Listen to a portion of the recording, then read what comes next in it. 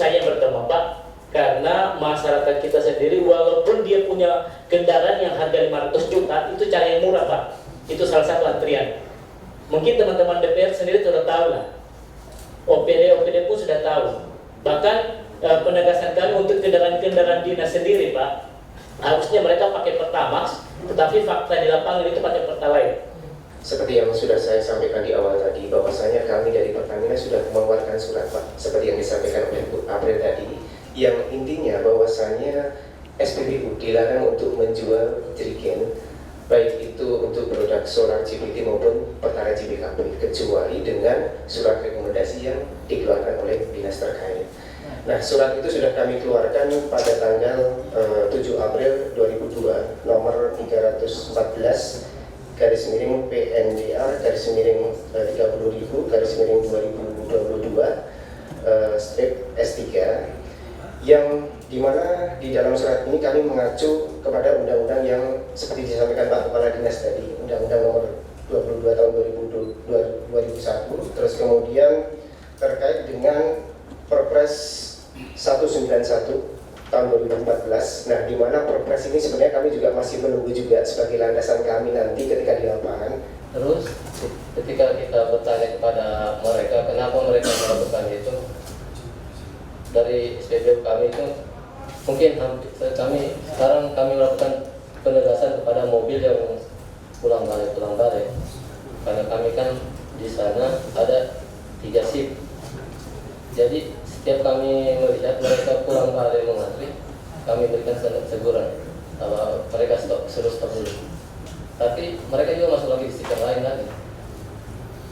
Kalau di pihak SPBU lain mungkin kami tidak tahu bagaimana prosedurnya, karena kami selaku pengawas insya Allah sudah melakukan pekerjaan kami dengan sebaik-baiknya.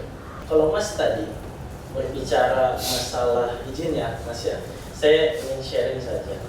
Berbicara masalah Mas sudah melakukan pengawasan, syukur alhamdulillah kita sepakat. Syukur alhamdulillah kita sangat mengapresiasi. Tapi kemudian imbuhan yang Mas sampaikan ini kemudian memberikan pertanyaan lagi kepada kita. Apakah sudah jelas itu pengawasan yang Mas lakukan?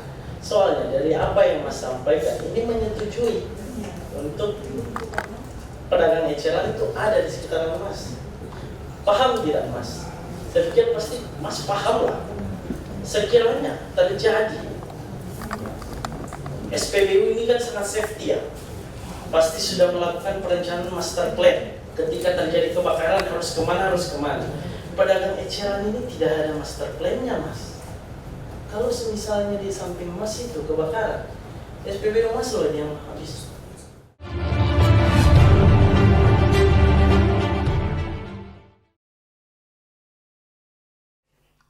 Assalamualaikum warahmatullahi wabarakatuh. Pemirsa Sultra TV, senang sekali saya Dian Rahma kembali hadir menjumpai Anda dalam program Parlemen Kota Kendari. Dan lagi pada kesempatan ini, saya tidak akan henti-hentinya untuk mengajak Anda mendengarkan terkait informasi yang akan nanti kita bahas bersama dengan DPRD Kota Kendari. Telah bergabung bersama kami Ketua Komisi 2 DPRD Kota Kendari, Bapak Rizky Brilian Pagala SARS. Setelah itu masih bersama dengan Wakil Ketua Komisi 2 Bapak Sahabudin SIP dan juga Kepala Dinas Perdagangan, Koperasi dan UMKM Kota Kendari, Bapak Alda Kesutan Lapai. Halo Pak, ini kali pertama kita berjumpa ya. Kalau dengan Komisi 2 kayaknya lagi dan lagi. Masya Allah. Semoga dalam keadaan sehat semua ya Bapak-Bapak di sini, dan tentu ini menjadi sebuah dilema sebenarnya, karena pembahasan kita terkait maraknya Pertamini dan pengecer di sekitar SPBU ini lagi-lagi tidak bisa juga kita indahkan. Tapi sebenarnya apa sih yang memang menjadi dampak besar dengan maraknya Pertamini dan juga pengecer di area SPBU? Mungkin saya langsung minta tanggapan dari Ketua Komisi 2 dulu. Silakan Pak Rizky. Terima kasih. Ya. Assalamualaikum warahmatullahi wabarakatuh. Waalaikumsalam. Selamat siang, salam sejahtera untuk kita semua. Izin Pak Kadis, Pak Wakil, Memang ini persoalan yang kemarin kita coba bahas bersama dengan teman-teman Pertamina, juga teman-teman direktur dari semua pimpinan SPBU yang ada di Kota Kendari. Kita juga mengundang kemarin berikut dengan dinas, kemudian OPD perangkat daerah juga beserta satpol pp kita bersama teman-teman apalagi namanya Komisi 2. Pada waktu kemarin memang kita coba melihat ada persoalan yang cukup mengkhawatirkan. Saya pikir kita berbicara masalah skala seluruh masalah masyarakat Kota Kendari terhadap dampak dari adanya pedagang atau penjual BBM eceran di sekitaran SPBU yang memang kemarin sudah ada beberapa kasus yang terlihat kebakaran mobil di depan SPBU. Kemudian belum lagi kita berbicara masalah laka lantas di sekitaran SPBU akibat dari adanya penjual pinggir jalan dan lain sebagainya, dan memang ini akhirnya multidimensi persoalannya. Kalau berbicara masalah kerugian kita masyarakat Kota Kendari, kemarin kita coba membahas ada beberapa apalagi namanya komunikasi yang dilakukan oleh teman-teman pimpinan SPBU pada waktu itu di RDP pun juga sempat disampaikan kepada kita. Bahkan saya pada waktu itu ya mengarah ke saya bahwa kita jangan melihat persoalan ini hanya tentang menegakkan regulasi, tapi kita melihat juga dari sisi kemanusiaan. Yang memang pada waktu itu juga saya bersepakat. Siapa yang tidak bersepakat hari ini dengan yang namanya kemanusiaan untuk masyarakat kita Kota Kendari? Bahwa mereka mempunyai masalah di tengah COVID-19 yang kemudian sampai hari ini kita masih bisa rasakan dengan segala kekurangannya. Tapi kemudian memang perlu pemahaman lebih lanjut terkait dengan itu. Makanya pada waktu itu saya sampaikan bahwa hadirnya regulasi ini mempunyai banyak cerita pastinya. Regulasi ini mendukung dari semua analisa teman-teman baik itu OPD teknis, stakeholder, dan lain sebagainya untuk bagaimana dilahirkan sebuah regulasi yang baik untuk seluruh masyarakat Kota Kendari. Tidak hanya untuk pedagang, tidak hanya untuk penjual, tapi untuk seluruh masyarakat Kota Kendari, baik itu yang menggunakan jalan, baik itu teman-teman SPBU, dan baik itu dengan teman-teman penjual. Seperti yang saya bilang tadi, bahwa masalah ini adalah mencapai di titik multidimensi. Pertama, kerugian di masyarakat atau penjual kita yang hari ini menjual BBM eceran di sekitaran SPBU, mereka tidak punya kepastian sampai hari ini, tidak punya izin, sewaktu-waktu bisa saja dibongkar. Berbeda pemerintahan, berbeda juga kebijakan, dan memang dasar pemerintahan hadir hari ini adalah regulasi. Kita hadir untuk menegakkan regulasi sehingga memang terjadi kesesuaian dalam berkehidupan untuk seluruh masyarakat Kota Kendari pastinya. Di samping itu juga kita melihat ada kerugian untuk pengguna jalan. Jangan sampai bahu jalan sudah dipakai. Hari ini kan kelihatan di sekitaran SPBU yang menjual ini bahu jalan mereka sudah pakai. Kasihan, jangan sampai kita tidak minta-minta, tapi kalau seandainya terjadi laka lantas, pasti akan berdampak kepada nyawa mereka yang menjual di pinggir jalan dan lain sebagainya, kepada teman-teman yang menggunakan jalan. Ini akan berdampak signifikan untuk apalagi namanya pengguna jalan itu sendiri. Belum lagi berbicara masalah teman-teman pengusaha SPBU. Kalau sampai ini kan teman-teman pedagang eceran tidak punya juknis terkait dengan safety penjualan mereka. Sewaktu-waktu terjadi kebakaran di mereka akan berdampak dengan SPBU-nya. Makanya kemarin saya bilang dalam RDP, jangan kira hari ini kita perjuangkan hanya di sisi satu masalah masyarakat. Kita juga berbicara masalah SPBU juga. Apa yang terjadi kalau misalnya di sekitar Anda terjadi kebakaran akibat bahan bakar ini akan berdampak juga dengan SPBU Anda. Kalau misalnya SPBU Anda terbakar habis usaha Anda. Apalagi ini kita berbicara bahan bakar. Iya, makanya memang saya bilang persoalan ini sudah multidimensi. Memang perlu keterlibatan oleh semua pihak, baik itu pemerintah Kota Kendari, stakeholder terkait, masyarakat, pihak SPBU dan juga kami DPRD Kota Kendari, sehingga memang yang kita inginkan bagaimana di kemudian hari ini terjadi yang namanya berkehidupan yang baik. Artinya layak untuk semua masyarakat. Kita menjamin kepastian untuk teman-teman pedagang atau penjual. Saya pikir kalau berbicara masalah jualan, usaha, banyak sekali sektor usaha yang kemudian bisa dilakukan oleh teman-teman. Dan ini pasti sangat membawa manfaat yang lebih baik untuk mereka dibanding mereka berjualan. Dan kemarin saya juga sudah sampaikan bahwa mereka menjual bahan bakar eceran ini, saya yakin dan percaya ini bukan usaha utamanya mereka. Ini usaha sampingan yang kemudian dicoba-coba karena ada peluang. Itu saya pikir, Kak Dia. Benar sekali. Dan memang sebenarnya sudah sejak lama kan Pak, memang adanya pengecer bahan bakar, terus juga maraknya Pertamina ini. Kenapa memang apakah baru sekarang memang ditindaklanjuti adanya RDP kemarin atau seperti apa? Mungkin saya minta tanggapan Wakil Ketua Komisi 2 gimana Pak Sabudin, silakan. Ya baik, Bismillah, Assalamualaikum warahmatullahi wabarakatuh. Waalaikumsalam. Selamat siang, salam sejahtera untuk kita semua. Terkait pengecer maupun Pertamina ini sebenarnya sudah sejak dini lah, sudah sejauh-jauh hari sudah terlihat marak di seputaran SPBU ataupun apa. Tapi lagi-lagi memang kadang kita biasa sering menyampaikan ke pihak Pertamina, baik melalui rapat dengar pendapat ataupun melalui kunjungan kerja kita di Komisi 2 ke Pertamina untuk bagaimana pihak-pihak SPBU ini tidak lagi untuk melakukan penjualan atau memberikan semacam kelonggaran terhadap para pembeli yang melakukan jerken atau apa.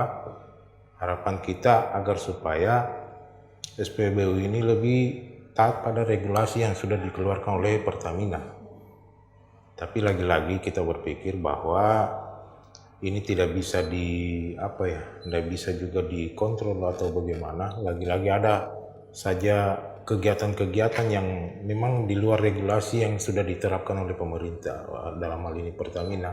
Nah ini kita coba menggali di teman-teman di Komisi 2 agar supaya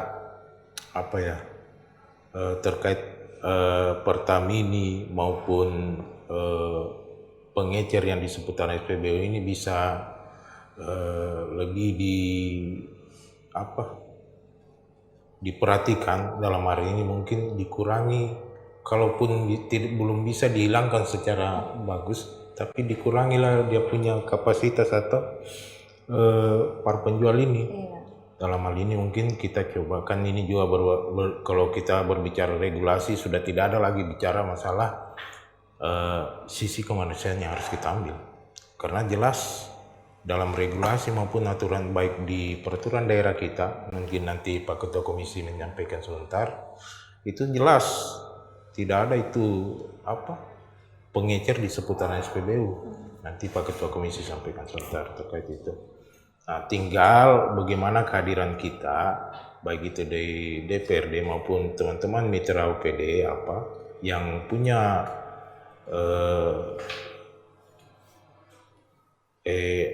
harapan di situ. Misalnya kan begini, masyarakat ini yang pengecer ini kan dia tidak butuh semacam sumber daya manusia yang lebih bagus untuk melakukan penjualan pengeceran bahan bakar ini. Cukup mungkin kalian kelincahan mendapatkan bahan bakar kemudian dia ecer lagi di tempat lain tuh. Nah, harapan kita melihat situasi ini, mungkin teman-teman OPD mungkin dari Dinas Perdagangan atau OPD lain itu bisa memberikan keterampilan atau pelatihan-pelatihan kepada masyarakat, misalnya para pedagang ini, sehingga dia punya keterampilan tersendiri lagi untuk bagaimana mendapatkan usaha di tempat lain atau usaha dengan tidak lagi melakukan penjualan pengeceran bahan bakar minyak ini. Mungkin itu dulu dari Iya, saya. baik. Lalu saya ke Bapak Kadis Perdagangan, apakah hal ini juga dengan adanya maraknya Pertamina dan juga pengecer BBM di seputaran SPBU memberi dampak juga pada perekonomian atau sektor perdagangan kita atau bagaimana Pak? Silakan. Waalaikumsalam.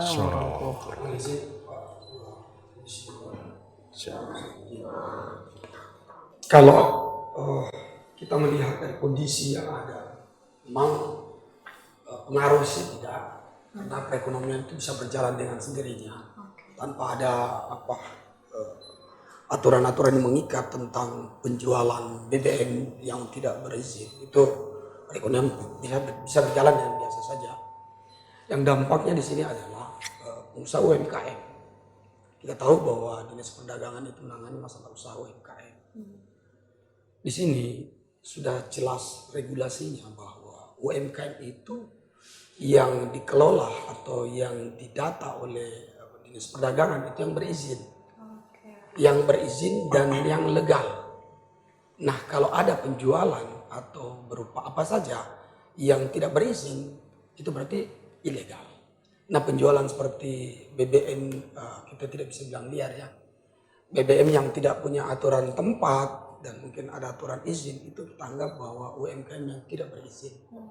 Sehingga dampak yang timbul adalah bagaimana masyarakat itu bisa menjadi tahu sebenarnya usaha apa yang harus bisa kita lakukan untuk menghindari perdagangan-perdagangan yang tidak berizin seperti BBM. Nah, seperti yang disampaikan tadi Pak Sabudin bahwa dari Dinas Perdagangan memberikan peluang kepada pedagang-pedagang BBM eceran yang tidak berizin agar bisa dimanfaatkan atau mendapat kondisi lain untuk bisa mencari yang lebih layak, itu memang benar Pak. Bahwa Dinas Perdagangan kan sudah membuka sekarang peluang-peluang tersendiri. Misalnya ada pelatihan-pelatihan, pelatihan Go Digital, ada Go Global, ada Go Modern, bahkan sampai Go internasional itu bisa. Tapi kita tidak bicara ke skala besar dulu, kita bicara ke skala kecil. Nah, sehingga sebenarnya di sini kalau kita melihat kondisi yang ada, ini kita harus duduk bersama, baik dari pihak kepolisian, Pol PP, Dinas Perdagangan, Pertamina, SPBU, semua harus ada di sini. Karena kalau kita melihat dari regulasi yang ada itu memang tidak ada. Sudah jelas dalam Undang-Undang Nomor 22 Tahun 2001 Pasal 23 itu semua pengecer atau pedagang yang tidak berizin, khususnya migas ya Pertamina, itu dikenakan pasal yang sama, yaitu 3 tahun penjara, denda 30 miliar. Ini sudah jelas ini regulasi. Nah, kalau kita pakai regulasi ini berarti migas di sini ada Pertamina. Terus kita bicara migas berarti di sini ada SPBU. Nah, kalau kita pakai aturan ini berarti kita tidak terlalu repot sebenarnya menangani persoalan ini. Hanya kalau kembali kita bicara masalah kemanusiaan ya, itulah tadi yang disampaikan oleh Pak Ketua bahwa kita harus terlibat semua ini. Kita bicara kemanusiaan. Manusia yang ada di hadapan kita hari ini adalah masyarakat kita yang sangat membutuhkan mungkin nafkah untuk bisa menghidupi keluarganya. Tapi kita tetap tidak bisa lupa dengan aturan yang ada. Karena regulasi yang ada ini sudah jelas ya. Yang perlu yang ditekankan di sini adalah Pertamina. Pertamina harus memberikan ultimatum kepada SPBU bahwa penjualan ini tidak diperbolehkan selain dari penjualan yang sudah ditetapkan. Nah, sekarang kita tinggal cari regulasi kecil. Misalnya ada aturan sedikit, misalnya Pertamina bisa menjual pakai jerigen, terkecuali ada izin dari kelurahan. Berarti ini melayani misalnya mesin-mesin produksi seperti yang memang membutuhkan banyak itu. bahan bakar. Ini yang bisa kita layani. Selain dari itu tidak bisa dilayani. Ya. Atau seperti yang disampaikan tadi Pak Sabudin bahwa kita berikan tetapi ada batasan. Tapi kalau kita pakai itu ada batasan, berarti kita melanggar lagi nih aturan Undang-Undang 21 tadi ini tentang dilarangnya berjualan BBM yang tidak menggunakan izin. Nah, inilah sebenarnya pentingnya kita duduk bersama ini. Karena sudah jelas di dalam aturan dan undang-undang polisi Pamong Praja juga punya aturan tersendiri. Penggunaan trotoar, menjual di atas badan jalan dan sebagainya itu sudah ada. Terus Pertamina juga sudah jelas. SPBU yang harus Di sini kuncinya sebenarnya SPBU yang harus punya pedoman pokok yang bisa betul-betul menggunakan aturan yang telah ditetapkan oleh pemerintah tanpa menyepelekan kehidupan masyarakat kecil. Benar. Ya, mungkin seperti itu Oke. sementara. Jadi memang ini kayaknya menjadi PR besar ya Pak ya, untuk bagaimana bisa upaya yang dilakukan agar meminimalisir adanya marak Pertamini dan juga pedagang BBM eceran yang ada di seputaran SPBU. Nah, kira-kira strategi apa yang harus dilakukan oleh seluruh pihak? Kita akan kembali setelah yang satu ini, tetap dalam Parlemen Kota Kendari. Tadi kalau berbicara masalah regulasi, kita ada Perda nomor 10 tahun 2014 terkait dengan pelarangan setiap orang untuk berjualan BBM di sekitaran SPBU.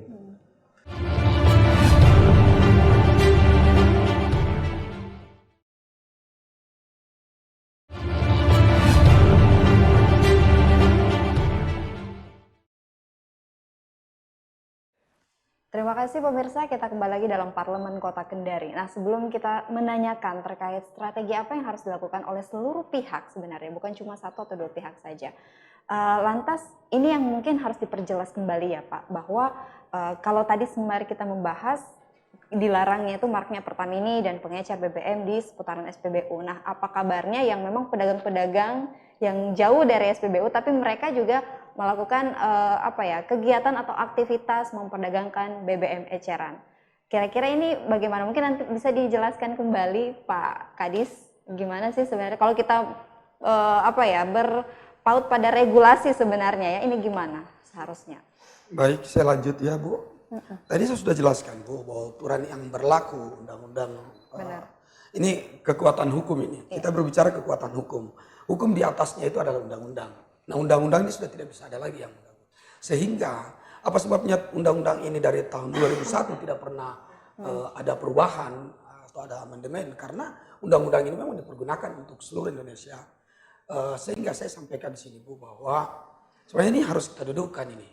Kalau misalnya kita bicara aturan kota, misalnya kita ada perwali, kita ada perda dan sebagainya, ini kita dudukkan dulu. Misalnya tadi saya sudah sampaikan bahwa ada pihak kepolisian, ada pihak Pol PP, ada pihak Pertamina, ada SPBU, ada beliau anggota DPR yang terhormat, mungkin bisa dia sebagai monitoring dengan aturan yang ada. Nah, kalau saya sebenarnya begini Bu, kita tidak terlalu jauh mengambil kesimpulan untuk bisa menyelesaikan masalah ini. Kita cukup pakai saja aturan dari masing-masing stakeholder yang ada. Ya, Pol PP dia menggunakan aturannya dia.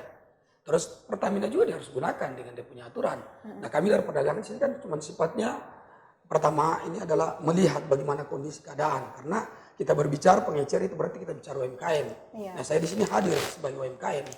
Dan saya juga tidak inginkan bahwa pedagang-pedagang saya ini terusik dan tidak merasa nyaman dan aman dalam kondisi mereka mencari nafkah. Sehingga saya hadir di sini. Hadir saya di sini agar bisa mengubah semua permasalahan ini. Misalnya dari pedagang eceran ini bisa menjadi pengusaha-pengusaha lain. Kita berikan peluang-peluang seperti disampaikan Pak Sabudin. Nah, tadi setelah hadir saya, ada Pak anggota DPR juga hadir.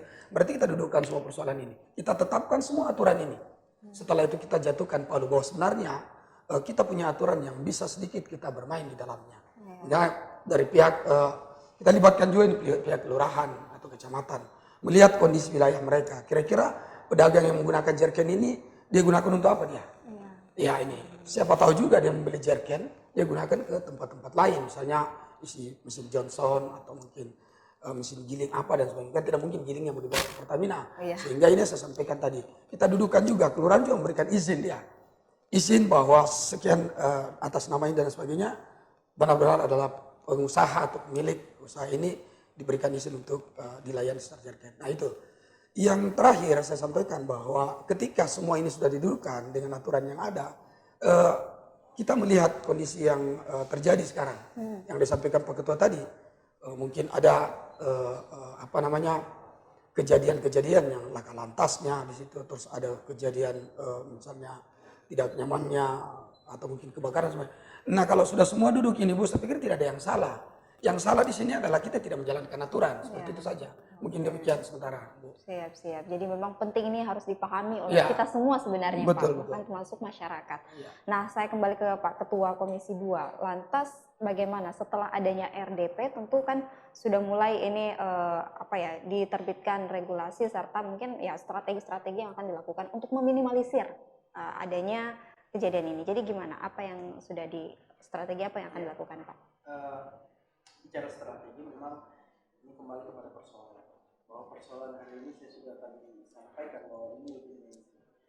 Bahwa untuk mencari jawabannya, untuk mencari jalan keluarnya, ini perlu multi sektoral peranan kita semua. Artinya ada OPD teknis, kemudian ada pihak Pertamina, ada kami DPRD Kota Kendari. Dalam hal untuk melakukan pengawasan dalam setiap komunikasi kita yang ada di lapangan. Nah, kalau berbicara masalah strategi, memang hari ini kita lagi coba diskusi di internal Komisi 2 bahwa kemarin ada persoalan di kepastian untuk pedagang dan penjual eceran kita, kemudian ada persoalan laka lantas dan ada persoalan ketakutan kita dengan teman-teman pengusaha. Kita takutkan tadi yang saya sudah sampaikan, terjadinya kebakaran dan ini akan berdampak dengan teman-teman pengusaha yang ada. Nah, kalau bagi kami memang ini strateginya perlu penekanan oleh semua pihak, pemerintah Kota Kendari, Pertamina dan kita. Dalam persoalan ini memang kalau berbicara regulasi sudah tidak ada ruang untuk itu. Tadi kalau berbicara masalah regulasi, kita ada Perda nomor 10 tahun 2014 terkait dengan pelarangan setiap orang untuk berjualan BBM di sekitaran SPBU. Ini jelas sekali di pasal 9 di Perda kita nomor 10 tahun 2014. Kemudian bersoal tadi kalau ditanya apakah mereka bisa berjualan di tempat lain yang bukan di sekitaran SPBU, tadi sudah disampaikan Pak Kadis bahwa kita ada undang-undang kita tertinggi nomor 21 tadi di mana tidak ada ruang untuk melakukan usaha tanpa perizinan. Apalagi saya pikir pasti ada detailnya yang berbasis risiko. Yeah. Ini sangat berdampak kepada semua kehidupan masyarakat kita. Nah, kalau berbicara itu memang sudah tidak ada ruang. Nah, oleh karena itu memang hari ini pihak pemerintah kota hadir harusnya untuk bagaimana menegakkan regulasi yang sudah ada. Itu kewajiban kita. Kita bernegara mempunyai landasan hukum.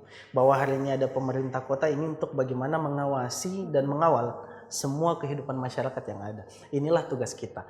Makanya kemarin kita juga sudah kita akan menyurat sampai hari ini belum sempat kami menyurat kemarin, tapi insya Allah selanjutnya kita akan segera menyurat kepada Kesatuan Satpol PP untuk bagaimana memberikan teguran 1, 2, 3 ketika tidak diindahkan akan dilakukan penyegaran kepada teman-teman pengusaha pedagang eceran. Karena ini terkait dengan regulasi kita yang harus kita tegakkan.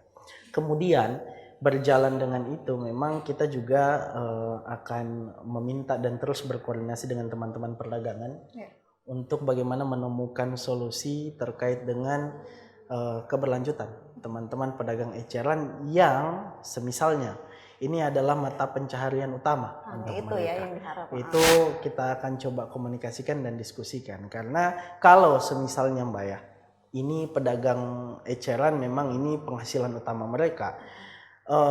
Pertamina sudah memberi ruang yang seluas-luasnya dan sebesar-besarnya terkait dengan teman-teman masyarakat yang mau berusaha terkait dengan penjualan BBM eceran. Kita ada Pertamini yang sifatnya legal dan memang ini ada analisa yang panjang dari pihak Pertamina. Kalau kita lihat di beberapa kabupaten kota kan ini sudah ada Pertamini dan memang ini berkaitan dengan jarak, keamanan dengan lingkungan sekitar dan lain sebagainya.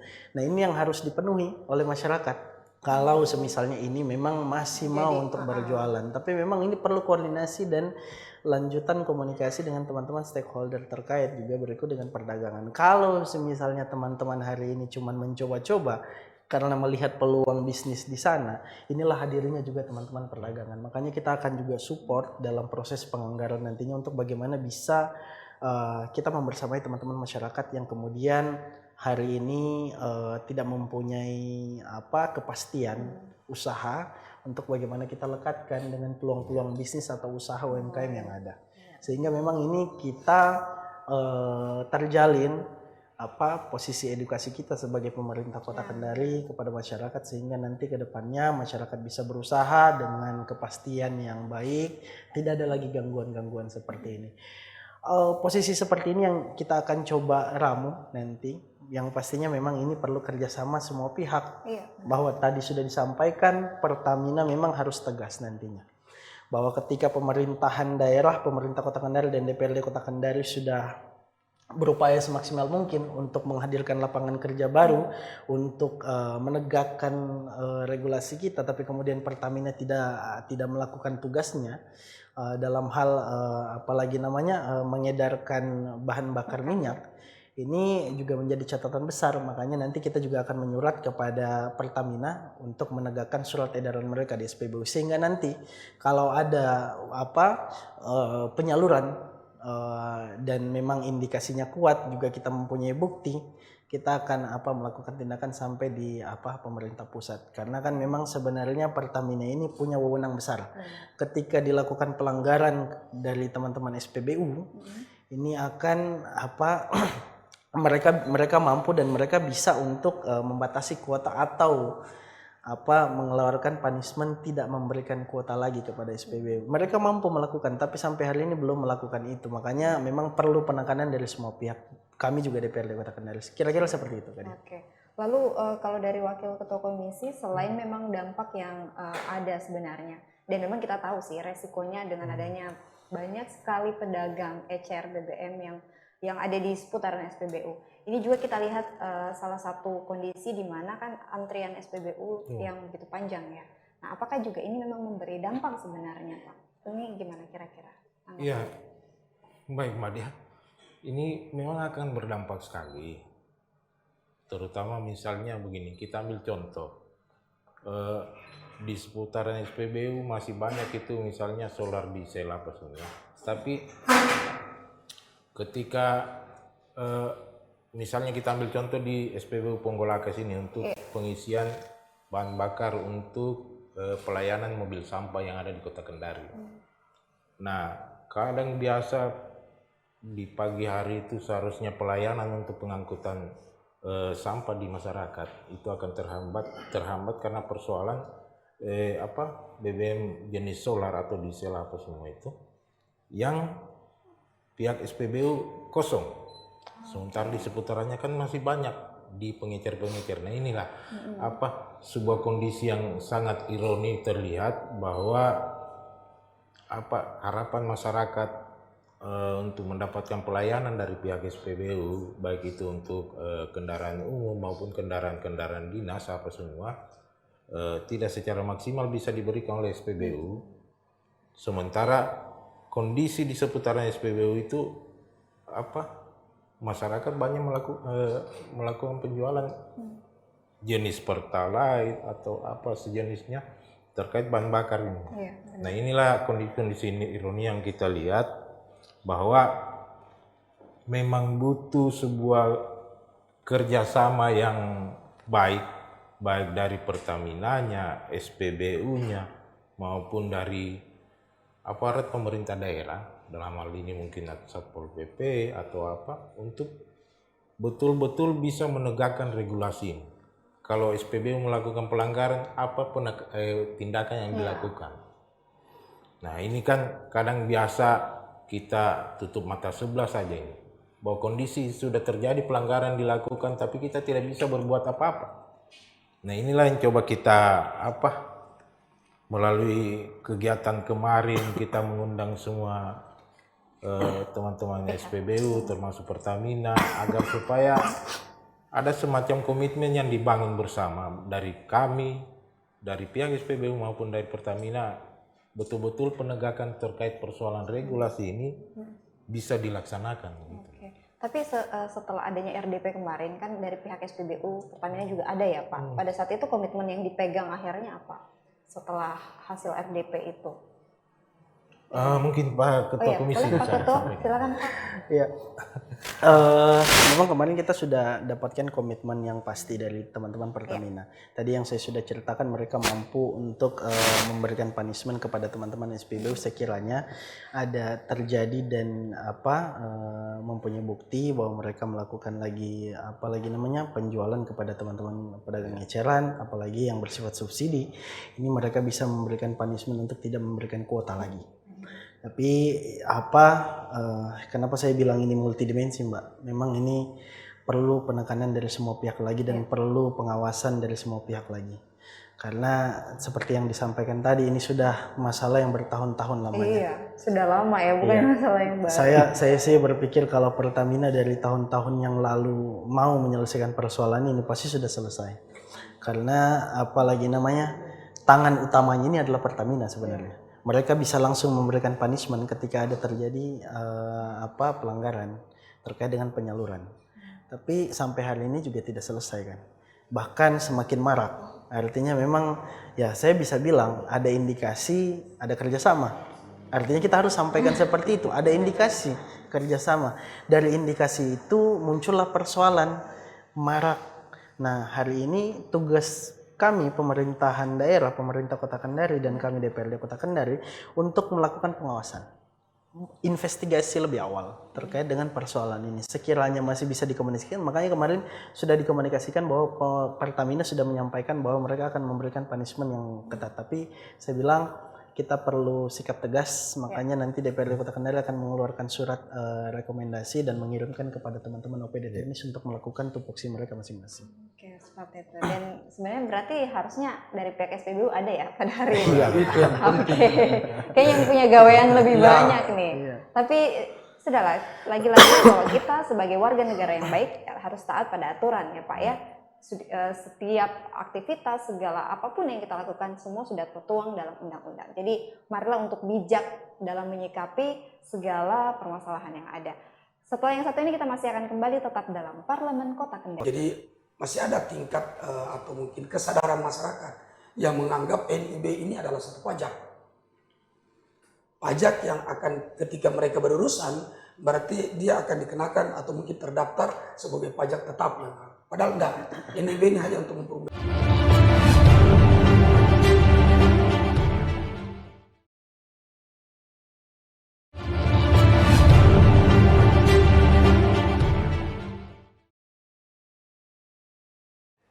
Baik, kita kembali lagi dalam Parlemen Kota Kendari. Nah, setelah strategi serta upaya yang sudah dilakukan, bahkan sudah ada komitmen sebenarnya dengan pihak Pertamina dan juga SPBU, lantas sampai sejauh ini apa? Selain memang mengontrol hasil RDP kemarin, terus juga langkah-langkah yang akan dilakukan, apalagi yang memang akan nantinya tetap terus ditegakkan ini Pak?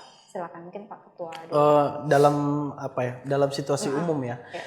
Bahwa memang hari ini kita mempunyai banyak masalah, apalagi dengan tupoksi dengan teman-teman kemitraan kita. Ada perikanan di sana, kalau berbicara masalah luas ya ada teman-teman perdagangan, masih bersoal dengan posisi UMKM kita yang kita terus mau naikkan kelasnya dari skala mikro, meso sampai dengan makro sampai dengan nasional, kita mampu untuk mengelola mereka. Kemudian masalah perikanan, dan pasti begini kan dia, bahwa semua persoalan ini terus-menerus akan melakukan updatingnya. Persoalan masyarakat akan terus berubah-berubah seiring waktu berjalan. Bahwa hari ini DPRD Kota Kendari, Komisi 2 DPRD Kota Kendari bersepakat dan memang kita berniat dengan tulus untuk selalu menjadi penyambung lidah dari masyarakat Kota Kendari. Semua masalah saya pikir. Bahwa ini sebentar setelah ini kita ada rapat kerja dengan teman-teman perikanan, membahas secara luas terkait dengan potensi perikanan kita, kondisi nelayan kita hari ini dengan posisi pasca Covid. Kemarin kita sudah bilang pasca Covid, mudah-mudahan ini sudah tidak ada. Pasca Covid kemarin, kemudian bantuan-bantuan Kementerian Kelautan kita seperti apa untuk melakukan pemberdayaan kepada nelayan kita sehingga nanti mereka juga bisa bertumbuh seiring sejalan dengan posisi perkembangan kota, ekonomi mereka bisa stabil nantinya. Kami juga akan terus komunikasi dengan teman-teman perdagangan. Kemarin juga kita tahu tahun lalu kalau tidak salah ada bantuan kepada teman-teman UMKM kita tapi tidak tersosialisasikan dengan baik. Nah mudah-mudahan tahun ini ada bantuan banpres kalau tidak salah pada waktu itu tidak tersosialisasikan dengan baik. Oleh karena itu kita harus ke bank untuk bagaimana diskusi dan menindaklanjut terkait dengan penyalurannya. Mudah-mudahan nantinya di tahun ini kita juga dapat bantuan itu untuk teman-teman UMKM untuk merangsang mereka sehingga bisa bertumbuh. Karena kan teman-teman UMKM ini kalau kita berbicara masalah pelatihan, insya Allah mudah-mudahan kita bisa laksanakan. Tapi tinggal memfasilitasi mereka untuk bagaimana mereka bisa menaikkan kelasnya. Makanya tadi sudah disampaikan kita ada kelas Go Global, nanti disampaikan sama Pak Kadis juga ada Go Global untuk bagaimana menelaah isu-isu global yang terjadi untuk bagaimana mempersiapkan potensi UMKM kita bisa sampai di apalagi namanya penjualan nasional bahkan internasional nantinya. Mudah-mudahan itu bisa terjadi. Itu juga sudah dilakukan yang artinya memang kalau berbicara masalah persoalan ini tidak akan henti-hentinya habis. Dan mudah-mudahan kita bisa selalu menjadi garda terdepan untuk bagaimana menjadi penyambung lidah untuk masyarakat kita Kota Kendari. Iya, sesuai dengan tugas dan fungsi seorang DPR ya Pak ya. Oke, lanjut mungkin ke Pak Kadis untuk menindaklanjuti. Jadi bagaimana ini Pak? Bahwa memang kan banyak pelatihan-pelatihan yang sudah dilakukan. Tadi juga sempat disinggung oleh Pak Ketua Komisi 2. Nah, lantas saat ini memang dari Dinas Perdagangan UMKM Kota Kendari apa yang memang juga menjadi sebuah upaya ini sebagai salah satu cara untuk mengembangkan masyarakat. Ini lagi-lagi kan manfaatnya untuk masyarakat juga. Silakan Pak. Baik, Pak. Kita bergeser lagi nih masalah UMKM. Kemarin di tahun 2021, tahun 2022 melalui APBD daerah Kota Kendari, pemerintah Kota Kendari itu telah mengucurkan dana untuk kegiatan-kegiatan pelatihan-pelatihan yaitu go digital dan modern. Ini maksudnya tujuannya agar memperkenalkan kepada masyarakat bahwa sistem yang kita gunakan dalam niaga atau perdagangan ini kita tidak hanya menggunakan sistem manual yang dari masyarakat, kita menggunakan sistem-sistem lain sehingga ada pelatihan go digital, ada go modern, bahkan ada sampai go global. Nah inilah tingkatan-tingkatan yang telah dilakukan oleh teman-teman di perdagangan. Tujuannya ini adalah bagaimana agar masyarakat ini bisa lebih meningkat sistem cara perdagangan atau niaga mereka. Karena usaha-usaha UMKM yang ada di Kota Kendari itu sekitar 68.000 sekian jumlahnya. Sementara yang terdata dalam NIB nomor induk berdagang itu baru sekitar 12.000 sekian. Nah saya juga di sini mengajak, mumpung hari ini saya hadir di hadapan masyarakat, bahwa saya mengajak ke masyarakat bahwa mari sama-sama kita betul-betul mengikuti taraf atau cara sistem yang digunakan oleh pemerintah agar bisa memudahkan masyarakat berurusan. Karena menggunakan izin seperti NIB ini memudahkan masyarakat untuk berurusan masalah misalnya ada bantuan kredit usaha kecil apa dan sebagainya. Ini bisa meningkatkan taraf kehidupan ekonomi mereka sehingga selisih antara 68 dan 12.000 itu terlalu jauh. Jadi masih ada tingkat atau mungkin kesadaran masyarakat yang menganggap NIB ini adalah satu pajak. Pajak yang akan ketika mereka berurusan berarti dia akan dikenakan atau mungkin terdaftar sebagai pajak tetap. Padahal enggak, NIB ini hanya untuk mempermudah mereka. Semua seperti pelatihan-pelatihan yang kita lakukan di perdagangan itu juga harus menggunakan NIB. Kalaupun ada bantuan-bantuan dari pemerintah pusat juga itu harus menggunakan NIB. Jadi sekurang-kurangnya yang menggunakan NIB ini dia lebih mudah untuk mendapatkan bantuan dibanding yang tidak menggunakan NIB. Ini yang harus dipahami ya. Ini yang harus dipahami oleh masyarakat. Selanjutnya kita berbicara bagaimana meningkatkan taraf hidup ekonomi kreatif kita atau ekonomi UMKM kita. Memang Bapak Wali Kota Kendari ini memang sangat cenderung lebih banyak mensupport ini kegiatan UMKM. Beliau selalu mengingatkan kepada kita OPD bahwa kalian harus bisa mengangkat kehidupan ekonomi masyarakat dengan cara dan pola yang kalian lakukan agar bisa pedagang ini bisa bersaing di era digital ini.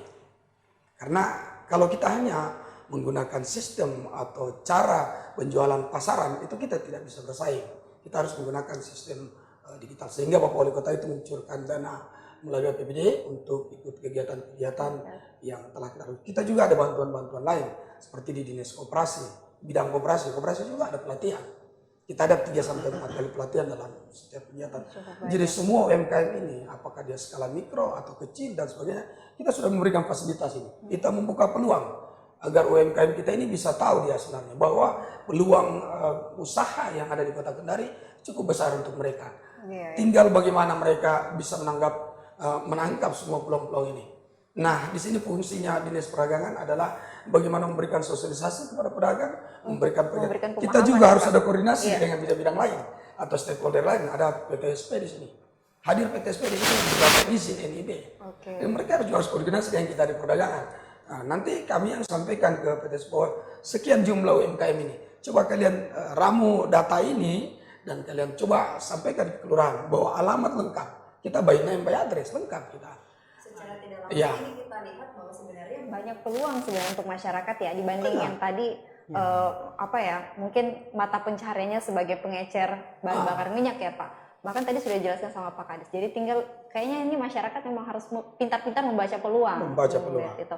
Nah, terakhir mungkin saya kembali ke Bapak Wakil Ketua Komisi 2. Lantas apa ini Pak harapan untuk seluruh masyarakat dengan adanya tadi pembahasan kita memang tentang maraknya Pertamini dan pengecer BBM di seputar SPBU karena itu mengandung banyak sekali resiko dan bahkan juga dalam regulasi itu sudah jelas aturannya. Lantas dengan banyaknya peluang yang tadi juga sudah dijelaskan oleh Pak Kadis, saya rasa tinggal masyarakat nih mengambil sikap. Menurut Bapak harapannya gimana untuk mereka? Sangat menarik sekali apa yang disampaikan oleh Kadis Perdagangan. Jadi tinggal kemauan kita dari masyarakat untuk bagaimana berupaya mencari peluang-peluang kerja yang lain. Tidak terpaku pada satu fokus pekerjaan, tapi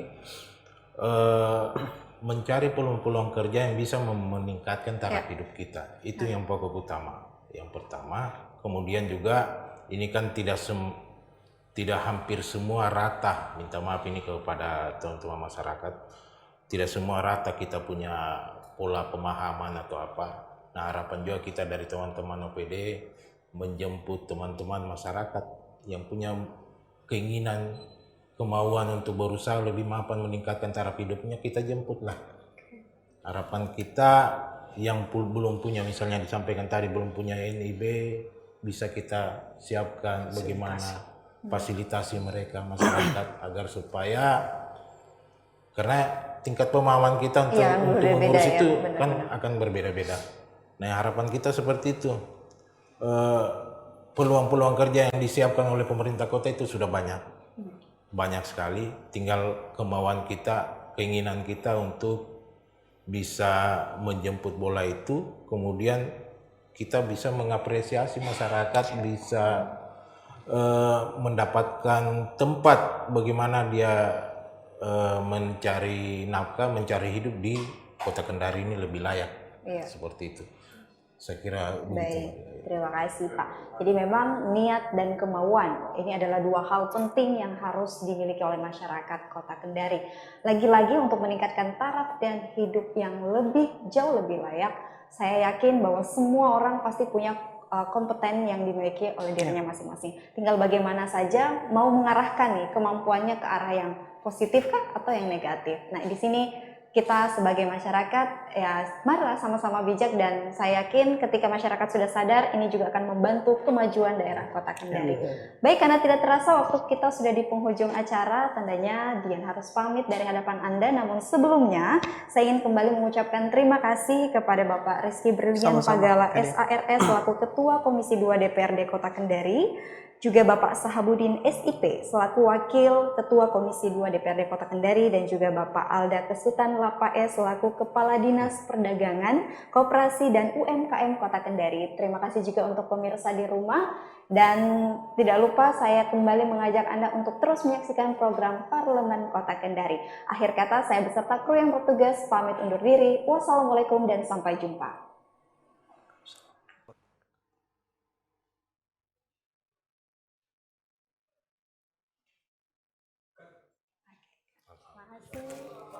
Oh iya.